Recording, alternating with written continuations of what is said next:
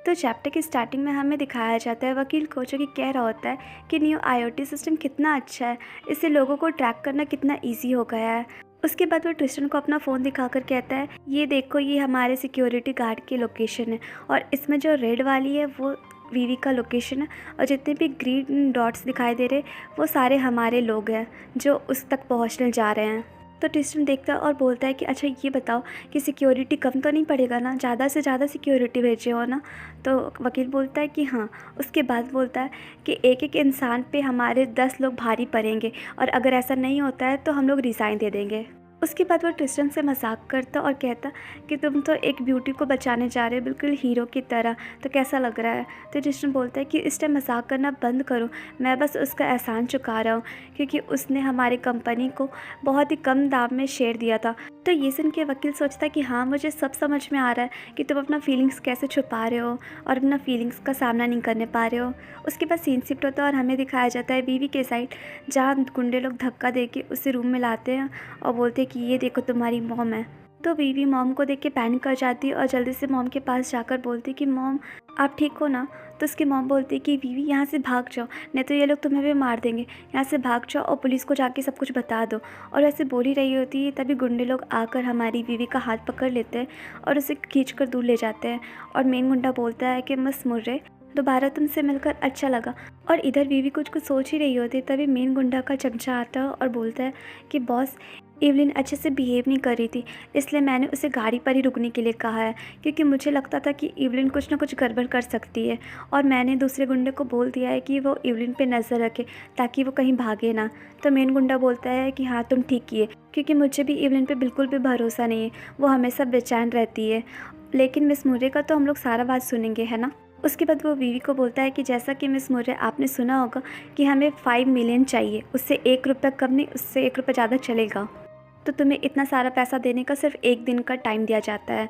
अगर तुम 1 दिन में ऐसे बोल ही रहा होता है, तभी बीच में बीवी बोलती है कि मेरी मॉम को जाने दो और अभी हम लोग चलो पैसा पे बात करते हैं, और अगर तुम लोग मेरा बात नहीं सुनोगे तो 1 भी रुपया नहीं मिलेगा।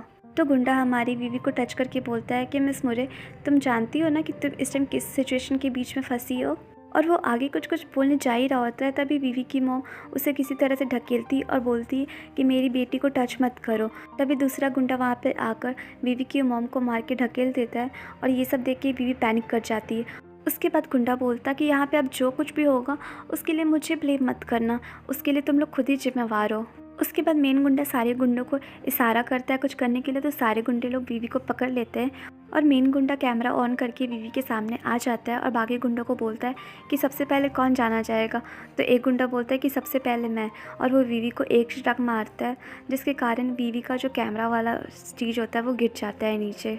तो मेन गुंडा उसे जल्दी से उठाता है और बोलता है अच्छा, तो तुम हमारे साथ चालाकी कर रही हो और यहाँ कैमरा लगा कर आई हो।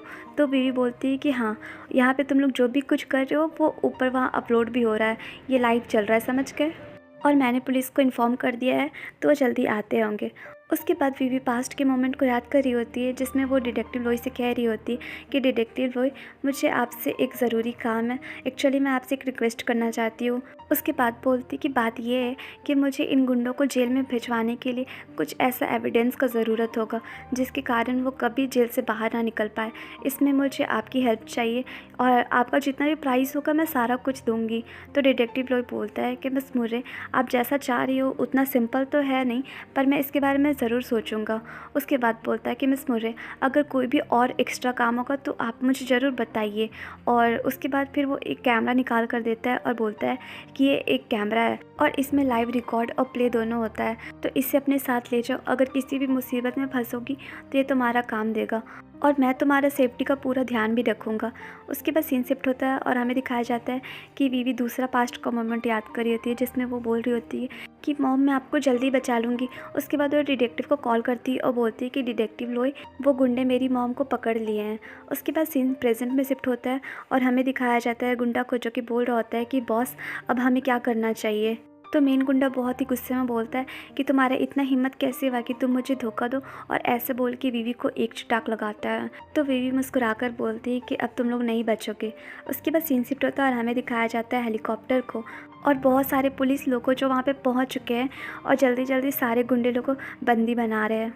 और ट्रिस्टन और वकील भी वहाँ पे आ जाते हैं। तो वकील बोलता है कि देखा, जैसा मैंने कहा था कि ये बहुत इजी है, और ऐसे आगे बोल ही रहा होता है तभी वो हीरो को नोटिस करता है, तो वो वहाँ से गायब दिखता है। उसके बाद दिखाया जाता है हमारे हीरो को, जो कि वीवी के पास आ जाते हैं और अपना कोट उसको पहना देते हैं और बोलते हैं कि वीवी, क्या तुम ठीक हो? और वीवी तो शॉक्ड हो जाती है उसे वहाँ पे देख के, और सोचती है कि पुलिस लोग का यहाँ पे आना मेरे को समझ में आता है, पर ये यहाँ पे कैसे आ गए, इन्हें कैसे पता चला?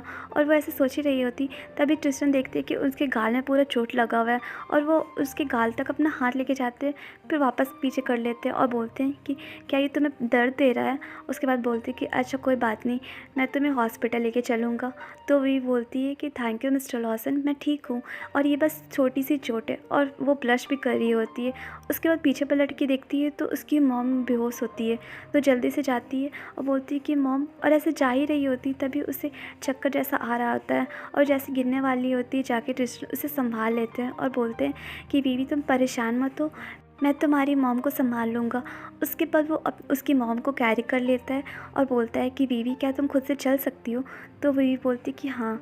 उसके बाद सीन शिफ्ट होता है और हमें दिखाया जाता है कि सारे लोग अब उस वेयर हाउस से बाहर आ रहे होते हैं। तभी दिखाया जाता है कि एक गाड़ी से एक गुंडा निकलता है और वो गुस्से में बीवी को चिल्लाकर बोलता है कि चुड़ैल, तुम्हारा इतना हिम्मत कैसे हुआ कि तुम हम लोग को धोखा दे सको, और आज तो मैं मार ही दूंगा, तब तुम्हें पता चलेगा। और ये देख के हमारी बीवी पैनिक कर जाती है, और जैसे गुंडा मारने वाला होता है तभी ट्रिस्टन बीच में आ जाता है और ट्रिस्टन को चोट लग जाता है और सारे लोग शॉक्ड हो जाते हैं, और बेचारी बीवी ब्लैंक हो जाती है कि अब करे क्या।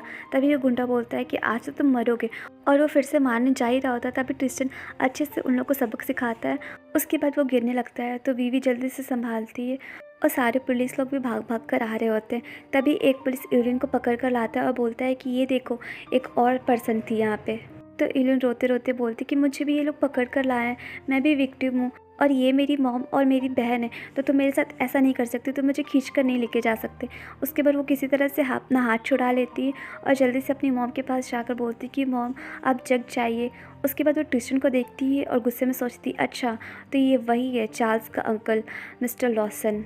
उसके बाद वीवी बोलती है कि इवलिन, तुम्हें अभी भी शर्म नहीं आ रहा है कि तुम ऐसे प्रिटेंड करी हो, और तुमने जो कुछ भी किया है मैंने सब कुछ रिकॉर्ड किया है, तो ज़्यादा भोली मत बनो, और मुझे ये भी पता है कि तुम किडनैपर्स के साथ मिली हुई हो।